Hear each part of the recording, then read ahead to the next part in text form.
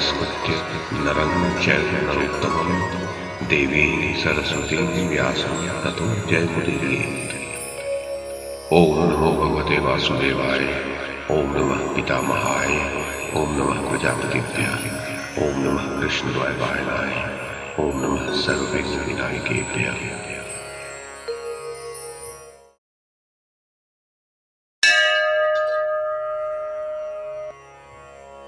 जनमेजय ने पूछा, मुने, भाइयों में वो महाविनाशकारी द्यूत किस प्रकार आरंभ हुआ जिससे मेरे पितामह पांडवों को उस महान संकट का सामना करना पड़ा?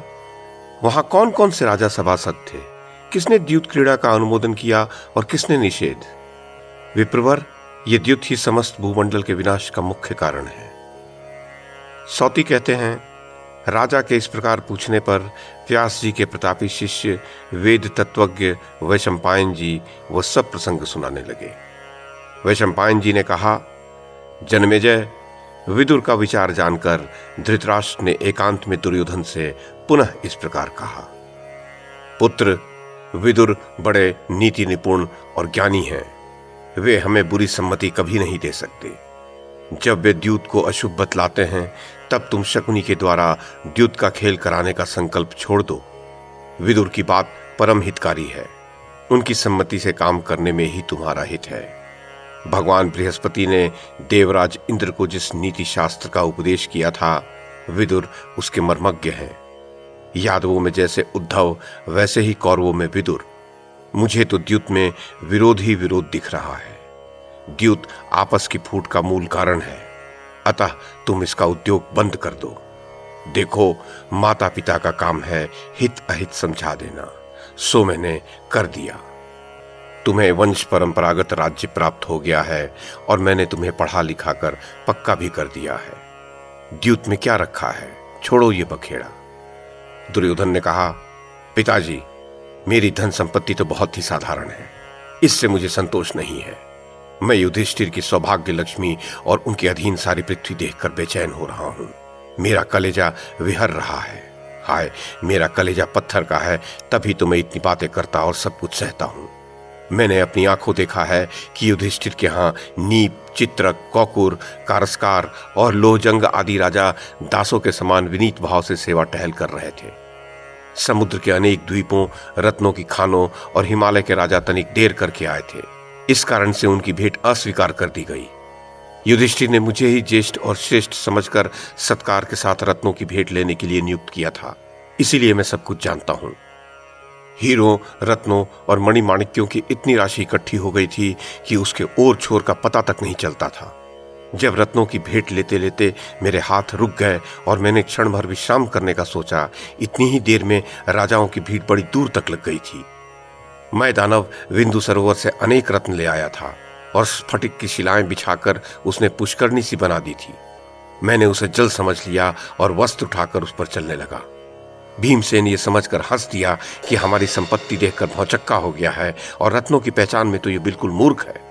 यथार्थ में शत्रु की विशिष्ट समृद्धि से मैं मूढ़ सा हो रहा था और रत्नों से रहित तो था ही। उस समय वहां यदि मैं समर्थ होता तो भीमसेन को वहीं मार गिराता। राजन, यदि मैं भीमसेन को मारने का उद्योग करता तो मेरी भी शिशुपाल की ही सी दशा हो जाती, इसमें संशय नहीं है। भारत, शत्रु के द्वारा किया हुआ उपहास मुझे तख्त किए देता है। जिस समय मैं पुष्करणी को स्फटिक का गत समझकर जल में गिर गया, उस समय तो केवल भीमसेन ही नहीं, कृष्ण, अर्जुन, द्रौपदी तथा और भी बहुत सी स्त्रियां हंसने लगी थीं। इससे मेरे चित्त को बड़ी चोट लगी। मेरे सब कपड़े जल में भीग गए थे, अतः राजा की आज्ञा से सेवकों ने मुझे दूसरे वस्त्र दिए। ये मेरे लिए बड़े दुख की बात हुई। महाराज, एक और वंचना मुझे सहनी पड़ी। एक जगह बिना द्वार के ही द्वार की आकृति बनी हुई थी। मैं उसी से निकलने लगा, अतः शिला से टकरा गया, जिससे मेरे ललाट पे तीव्र चोट लगी। उस समय नकुल और सहदेव ने दूर से मुझे टकराते देख निकट आकर अपने हाथों से मुझे पकड़ लिया और दोनों भाई साथ रहकर मेरे लिए शोक करने लगे। वहां सहदेव ने मुझे आश्चर्य में डालते हुए बार बार कहा, राजन, द्वार इधर है, इधर चलिए। महाराज, वहां भीमसेन ने मुझे धृतराष्ट्र पुत्र कहकर संबोधित किया और हंसते हुए कहा, राजन, इधर है द्वार। महाराज, इसके अतिरिक्त जिन रत्नों के नाम मैंने कभी सुने नहीं थे, उन्हें मैंने पांडवों के पास अपनी आंखों देखा। काम्बोज नरेश ने भेड़ के ऊन, बिल में रहने वाले चूहे आदि के रोए तथा बिल्लियों की रोमावलियों से तैयार किए हुए स्वर्ण चित्रित बहुत से सुंदर वस्त्र और मृगचर्म भेंट किए थे। तीतर पक्षी की भांति चितकबरे और तोते के समान नाक वाले 300 घोड़े दिए थे। इसके सिवा 300 ऊँटनियां और खच्चरियां भी दी थीं, जो पीलू, शमी और इंगुत खाकर पुष्ट हुई पड़ी थीं। द्विजों में प्रधान राजा कुनिंद ने युधिष्ठिर को बड़े प्रेम से एक शंख निवेदित किया। उस शंख को सब भाइयों ने मिलकर किरीटधारी अर्जुन को दे दिया। उसमें सोने का हार जड़ा हुआ था और 1 सहस्त्र स्वर्ण मुद्राएं मड़ी हुई थीं। अर्जुन ने उसे सादर ग्रहण किया। वह शंख अपने तेज से प्रकाशित हो रहा था। साक्षात विश्वकर्मा ने उसे रत्नों द्वारा विभूषित किया था। वो बहुत ही सुंदर और दर्शनीय था। साक्षात धर्म ने उस शंख को बार बार नमस्कार करके धारण किया था। अन्नदान करने पर वह शंख अपने आप बज उठता था। उस समय उस शंख ने बड़े जोर से अपनी ध्वनि का विस्तार किया। उसके गंभीर नाद से समस्त भूमिपाल तेजोहीन होकर भूमि पर गिर पड़े। केवल दृष्टिद्युम्न, 5 पांडव, सात्यकी तथा 8वें श्री कृष्ण धैर्यपूर्वक खड़े रहे। वे सब के सब एक दूसरे का प्रिय करने वाले तथा शौर्य से संपन्न हैं। इन्होंने मुझको तथा दूसरे भूमिपालों को मूर्छित हुआ देख अट्टहास करना आरंभ किया। उस समय अर्जुन ने अत्यंत प्रसन्न होकर एक श्रेष्ठ ब्राह्मण को 500 हृष्ट-पुष्ट वृषभ दिए। वे वृषभ गाड़ी का बोझ ढोने में समर्थ थे और उनके सींगों में सोना मढ़ा हुआ था। भारत राजा सुमुख ने भेंट की प्रमुख वस्तुएं भेजी थी। कुनिंद ने भांति भांति के वस्त्र और सुवर्ण दिए थे। काश्मीर नरेश ने मीठे तथा रसीले शुद्ध अंगूरों के गुच्छे भेंट किए थे। साथ ही सब प्रकार की उपहार सामग्री लेकर उन्होंने पांडुनंदन युधिष्ठिर की सेवा में उपस्थिति की थी। कितने ही यवन मन के समान वेगशाली पर्वतीय घोड़े, बहुमूल्य आसन, नूतन, सूक्ष्म, विचित्र दर्शनीय और कीमती कंबल, भांति भांति के रत्न तथा अन्य वस्तुएं लेकर राजद्वार पर खड़े थे, फिर भी अंदर नहीं जाने पाते थे। कलिंग नरेश शितायु ने उत्तम मणिरत्न भेंट किए। इसके सिवा उन्होंने दूसरे भूपालों से दक्षिण समुद्र के निकट से सैकड़ों उत्तरीय वस्त्र, शंख, रत्न तथा अन्य उपहार सामग्री लेकर पांडुनंदन युधिष्ठिर को समर्पित की। पांड्य नरेश ने मलय और दरदुर पर्वत के श्रेष्ठ चंदन के 96 भार युधिष्ठिर को भेंट किए। फिर उतने ही शंख भी समर्पित किए। चोल और केरल देश के नरेशों ने असंख्य चंदन, अगुरु और मोती, वैदुर्य तथा चित्रक नामक रत्न धर्मराज युधिष्ठिर को अर्पित किए। राजा अश्मक ने बछड़ों सहित 10 सहस्त्र दुधारू गौवें भेंट की थीं, जिनके सींगों में सोना मढ़ा हुआ था और गले में सोने के आभूषण पहनाए गए थे। उनके थन घड़ों के समान दिखाई देते थे। सिंधु नरेश ने सुवर्ण मालाओं से अलंकृत 25 सहस्त्र सिंधु देशीय अश्व उपहार में दिए थे। सौवीर राज ने हाथी जुते हुए रथ प्रदान किए, जो 300 से कम न रहे होंगे। उन रथों को सुवर्ण, मणि तथा रत्नों से सजाया गया था। वे दोपहर के सूर्य की भांति जगमगा रहे थे। उनसे जो प्रभा फैल रही थी, उसकी कहीं भी उपमा न थी। इन रथों के सिवा उन्होंने अन्य सब प्रकार की उपहार सामग्री युधिष्ठिर को भेंट की थी। नरश्रेष्ठ भरतनंदन, अवंती नरेश नाना प्रकार के सहस्त्रों रत्न, हार, श्रेष्ठ अंगद, भांति भांति के अन्यान्य आभूषण, 10 सहस्त्र दासियों तथा अन्यान्य उपहार सामग्री साथ लेकर राजसभा के द्वार पर खड़े थे और भीतर जाकर युधिष्ठिर का दर्शन पाने के लिए उत्सुक हो रहे थे। दशाण नरेश, चेदीराज तथा पराक्रमी राजा शूरसेन ने सब प्रकार की उपहार सामग्री लाकर युधिष्ठिर को समर्पित की। राजन, काशी नरेश ने भी बड़ी प्रसन्नता के साथ 80 सहस्त्र गौवें, 800 गजराज तथा नाना प्रकार के रत्न भेंट किए। विदेहराज कृच्छण तथा कौशल नरेश बृहद्वल ने 14 सहस्त्र उत्तम घोड़े दिए थे। वस आदि नरेशों सहित राजा शैब्य तथा मालवों सहित त्रिगर्त राज ने युधिष्ठिर को बहुत से रत्न भेंट किए। उनमें से एक एक भूपाल ने असंख्य हार, श्रेष्ठ मोती तथा भांति भांति के आभूषण समर्पित किए थे। कार्पासिक देश में निवास करने वाली 1 लाख दासियां उस यज्ञ में सेवा कर रही थीं। वे सब की सब श्यामा तथा तन्मंगी थीं। उन सब के केश बड़े बड़े थे और वे सभी सोने के आभूषणों से विभूषित थीं। महाराज, भरुकच्छ निवासी शूद्र श्रेष्ठ ब्राह्मणों के उपयोग में आने योग्य रंकुमृग के चर्म तथा अन्य सब प्रकार की भेंट सामग्री लेकर उपस्थित हुए थे। वे अपने साथ गांधार देश के बहुत से घोड़े भी लाए थे।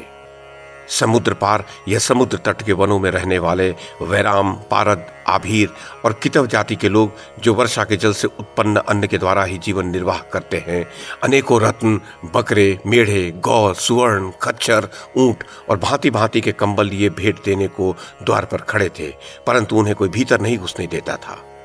म्लेच्छ देशाधिपति प्राग ज्योतिष नरेश भगदत्त बहुत से ऊंची जाति के अश्व और उपहार लाए थे, परंतु उन्हें भीतर घुसने की आज्ञा नहीं मिली। द्वयक्ष, त्रयक्ष, लालाटाक्ष, औष्णिक, अंतवास, रोमक, पुरुषादक और एकपाद, इन देशों के राजा नाना दिशाओं से आकर राजद्वार पर रोक दिए जाने के कारण खड़े थे। एकपाद देशीय राजाओं ने इंद्रगोप के समान महावेगशाली जंगली अश्व एवं बहुमूल्य सुवर्ण उन्हें भेंट में दिए। चीन, शक, ओड्र, वनवासी, बर्बर, वार्ष्णेय, हार, हूण, कृष्ण, हिमालय प्रदेश, नीप एवं अनूप देश के वासी राजा रोके जाने के कारण द्वार पर ही खड़े थे। बाल्हिक चीन के ऊनी हिरण के रोम समूह से बने हुए वस्त्र, जिनमें कपास का नाम भी नहीं था, तथा मुलायम मृगचर्म, ये सभी वस्तुएं भेंट के लिए प्रस्तुत थीं। विभिन्न प्रकार की भेंट सामग्रियां लेकर शक, तुषार, कंक, रोमश और श्रृंगी देश के लोग राजद्वार पर रोके जाकर खड़े थे। और भी कितने लोग दूर तक धावा करने वाले हाथी, अरबों अश्व, पद्मों के मूल्य का सोना भेंट लेकर आए थे, परंतु उनकी भी वही गति हुई। मेरु और मद्राचल के बीच प्रवाहित होने वाली शैलोदा नदी के दोनों तटों पर छिद्रों में वायु के भर जाने से वेणु की तरह बजने वाले बांसों की रमणीय छाया में जो लोग बैठते और विश्राम करते हैं, वे खस, एकासन, अर्ह, प्रदर, दीर्घ वेणु, पारद, कुलिंद, तंगण और परतंगण आदि नरेश भेंट में देने के लिए पिपलिकाओं द्वारा निकाले हुए पिपलिक नाम वाले स्वर्ण के ढेर उठा लाए थे। उसका माप द्रोण से किया जाता था। उत्तर कुरु देश से गंगाजल और रत्न तथा उत्तर कैलाश से औषधियां एवं अन्य सामग्री साथ लेकर आए हुए पर्वतीय भूपालगण युधिष्ठिर के द्वार पर रोके जाने के कारण विनीत भाव से खड़े थे। पिताजी, मैंने देखा कि जो राजा हिमालय के परार्ध भाग में निवास करते हैं, जो उदयगिरी के निवासी हैं, जो समुद्र तटवर्ती कारुष देश में रहते हैं तथा जो लोहित्य पर्वत के दोनों ओर वास करते हैं, फल और मूल ही जिनका भोजन है, वे चर्म वस्त्रधारी, क्रूरतापूर्वक शस्त्र चलाने वाले और क्रूर कर्मा किरात नरेश भी वहां भेंट लेकर आए थे। राजन, चंदन और अगुरु काष्ठ तथा कृष्णा गुरु काष्ठ के अनेक भार, चर्म, रत्न, सुवर्ण तथा सुगंधित पदार्थों की राशि और 10 सहस्त्र किरात देशीय दासियां, सुंदर सुंदर पदार्थ, दूर देशों के मृग और पक्षी तथा पर्वतों से संग्रहित तेजस्वी सुवर्ण एवं संपूर्ण भेंट सामग्री लेकर आए हुए राजा लोग द्वार पर रोके जाने के कारण खड़े थे। किरात, दरद, सर्व, शूर, यमक, औदुंबर, दुर्विभाग, पारत, बाल्हिक, काश्मीर, कुमार, घोरक, हंसकायन, शिबी, त्रिगर्त, योधे, भद्र, केकय, अंबष्ट, कौकुर, तार्क्ष, वस्त्रप, पल्लव, वशातल, मौलेय, क्षुद्रक, मालव, शौंडिक, कुक्कुर, शक, अंग, वंग, पुंड्र, शाणवत्य तथा गय, ये उत्तम कुल में उत्पन्न श्रेष्ठ एवं शस्त्रधारी क्षत्रिय राजकुमार सैकड़ों की संख्या में पंक्तिबद्ध होकर अजातशत्रु युधिष्ठिर को बहुत धन अर्पित कर रहे थे।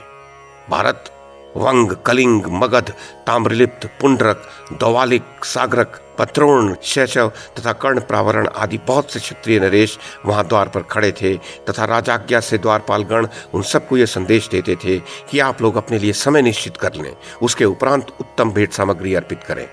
इसी के पश्चात आप लोगों को भीतर जाने का मार्ग मिल सकेगा। तदनंतर एक एक क्षमाशील और कुलीन राजा ने काम्यक सरोवर के निकट उत्पन्न हुए एक एक सहस्त्र हाथियों को भेंट देकर द्वार के भीतर प्रवेश किया। इंद्र के अनुगामी गंधर्व राज चित्ररथ ने 400 दिव्य अश्व दिए जो वायु के समान वेगशाली थे। तुम्बुरु नामक गंधर्व राज ने प्रसन्नतापूर्वक 100 अश्व भेंट किए जो आम के पत्ते के समान हरे रंग वाले तथा सुवर्ण की मालाओं से विभूषित थे। महाराज, शुकर देश के पुण्यात्मा राजा ने कई 100 गजरत्न भेंट किए।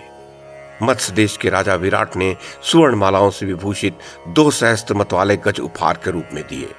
राजन, राजा वसुदान ने पांशु देश से 26 गज, 2 सहस्त्र अश्व और सब प्रकार की दूसरी भेंट सामग्री भी पांडवों को समर्पित की। राजा द्रुपद ने 14 सहस्त्र दासियां, 10 सहस्त्र सपत्नीक दास, हाथी जुते हुए 26 रथ तथा अपना संपूर्ण राज्य यज्ञ के लिए कुंती पुत्रों को समर्पित किया था। वृष्णिवंशी श्री कृष्ण ने अर्जुन का मान रखने के लिए 14 सहस्त्र गज दिए। पिताजी, इसमें संदेह नहीं कि अर्जुन श्री कृष्ण की आत्मा और श्री कृष्ण अर्जुन की आत्मा है। अर्जुन श्री कृष्ण से जो काम पूरा करने के लिए कहते हैं वे उसे तत्काल पूरा कर देते हैं। अधिक क्या कहूं, अर्जुन के लिए श्री कृष्ण स्वर्ग का त्याग कर सकते हैं और अर्जुन श्री कृष्ण के लिए हंसते हंसते प्राण न्यौछावर कर सकते हैं। अस्तु चारों वर्णों के दिए हुए प्रेमोपहार, विजातियों की उपस्थिति और उनके द्वारा सम्मान देखकर मेरी छाती जलने लगी है। मैं अब मृत्यु चाहता हूं। पिताजी, कहां तक कहूं? राजा युधिष्ठिर कच्चे और पक्के अन्न से जिनका भरण पोषण करते हैं, उनमें 3 पद्म, 10 सहस्त्र गज और अश्व के सवार, 1 अरब रथी और असंख्य पैदल हैं। चारों वर्णों के लोगों में तो मैंने ऐसा किसी को नहीं देखा जिसने युधिष्ठिर के यहाँ भोजन, पान, अलंकार एवं सत्कार ग्रहण न किया हो। युधिष्ठिर 88 सहस्त्र गृहस्थ स्नातकों का भरण पोषण करते हैं। 10 सहस्त्र ऊर्ध्वरेता मुनिजन सुवर्ण के पात्रों में प्रतिदिन भोजन करते हैं। पिताजी, द्रौपदी स्वयं भोजन करने के पूर्व इस बात की जांच करती है कि कोई कुबड़े, बौने, लंगड़े, लूले भोजन किए बिना रह तो नहीं गए। पिताजी, पांचालों के साथ पांडवों का संबंध है और अंधक और वृष्णिवंशी उसके सखा हैं। इस कारण से केवल वही दोनों उन्हें कर नहीं देते, शेष सभी उनके करद सामंत हैं। बड़े बड़े सत्य प्रतिज्ञ, विद्वान, व्रती, वक्ता, याज्ञिक, धैर्यशाली, धर्मात्मा एवं यशस्वी राजा भी युधिष्ठिर की सेवा में संलग्न रहते हैं। राजा युधिष्ठिर के अभिषेक के समय बालिक स्वर्ण मंडित रथ ले आए। राजा सुदक्षिण ने उसमें काम्बोज देश के श्वेत अश्व जोते। महाबली सुनीत ने रास लगाई और शिशुपाल ने ध्वजा। दक्षिण देश के राजा ने कवच, मगधराज ने माला पकड़ी, वसुदान ने 60 वर्ष का गज, एकलव्य ने जूते, अवंती राज ने अभिषेक के लिए अनेक तीर्थों का जल ला कर दिया। शल्य ने सुंदर मूठ का खड़ग और सुवर्ण जटित पेटी, चेकितान ने तरकस और काशीराज ने धनुष दिया। इसके पश्चात पुरोहित धौम्य और महर्षि व्यास ने नारद, असित और देवल मुनि के साथ युधिष्ठिर का अभिषेक किया। उस अभिषेक में महर्षि परशुराम के साथ बहुत से वेद पारदर्शी ऋषि महर्षि सम्मिलित हुए थे। उस समय युधिष्ठिर देवराज इंद्र के समान शोभायमान हो रहे थे। अभिषेक के साथ सात्यकी ने राजा युधिष्ठिर का छत्र, अर्जुन और भीमसेन ने व्यजन तथा नकुल और सहदेव ने दिव्य चमर ले रखे थे। वरुण देवता का कलशोदधि शंख, जिसे ब्रह्मा ने इंद्र को दिया था, और सहस्त्रों छिद्रों का फुहारा, जिसे विश्वकर्मा ने अभिषेक के लिए तैयार किया था, लेकर श्री कृष्ण ने युधिष्ठिर को दिया और उसी से उनका अभिषेक किया गया। उस समय वहां मुझे मूर्छा आ गई थी। अभिषेक के समय सैकड़ों मंगलकारी शंख एक साथ बजने लगे, जिससे मेरे रोंगटे खड़े हो गए। उस समय वहां जो तेजोहीन भूपाल थे वे भय के मारे मूर्छित होकर गिर पड़े। दृष्टिद्युम्न, 5 पांडव, सात्यकी और 8वें श्री कृष्ण यही धैर्य पूर्वक स्थिर रहे। वे मुझे तथा अन्य राजाओं को अचेत हुए देखकर अट्टहास कर रहे थे। अर्जुन ने बड़े गौरव और प्रसन्नता के साथ 500 वृषभ ब्राह्मणों को दिए। उनके सींग स्वर्ण से मढ़े हुए थे। राजसूय यज्ञ के समय युधिष्ठिर की जैसी सौभाग्य लक्ष्मी चमक रही थी, वैसी रंतिदेव, नाभाग, मंधाता, मनु, पृथु, भगीरथ, ययाति और नहुष की भी नहीं होगी। पिताजी, उन्हीं सब कारणों से मेरा हृदय विदीर्ण हो रहा है, चैन नहीं है। राजन, ये युग अंधे विधाता से बंधा हुआ है। इसी कारण इसमें सब बातें उल्टी हो रही हैं। छोटे बढ़ रहे हैं और बड़े हीन दशा में गिरते जा रहे हैं। कुरु प्रवीर, ऐसा देखकर अच्छी प्रकार विचार करने पर भी मुझे चैन नहीं पड़ता। इसी कारण से मैं दुर्बल, कांतिहीन और शोकमग्न हो रहा हूं।